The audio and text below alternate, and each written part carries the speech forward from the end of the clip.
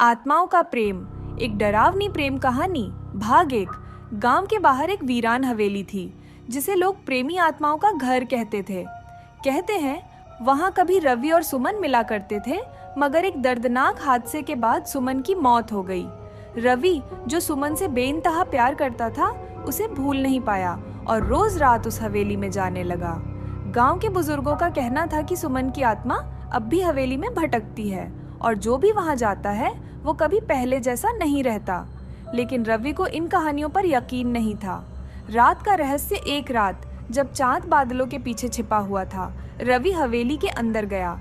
चारों ओर घना अंधेरा था, सिर्फ एक पुराना झूमर हल्की हल्की हिल रहा था। जैसे ही वह पुराने लकड़ी के फर्श पर कदम रखता, एक अजीब सी सर्द लहर उसके शरीर से टकराई। अचानक उसके कानों में एक जानी पहचानी आवाज गूंजी, रवि। रवि का दिल तेजी से धड़कने लगा। उसने पलट कर देखा, मगर वहां कोई नहीं था। सुमन, उसने कांपती आवाज में कहा। तभी एक पुराना आईना खुद ब खुद हिलने लगा। रवि ने डरते डरते उसमें देखा और जो उसने देखा वह किसी भी इंसान को पागल कर सकता था। आईने में उसकी खुद की परछाई नहीं थी, बल्कि वहां सुमन खड़ी थी, मगर उसकी आंखें गहरी काली थीं और होंठों पर एक अजीब मुस्कान थी।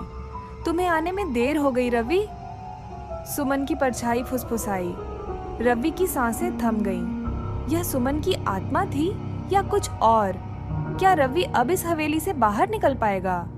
क्या सच में आत्माएं प्रेम कर सकती हैं या यह किसी प्रेत छाया का धोखा है? कहानी जारी रहेगी अगले भाग में।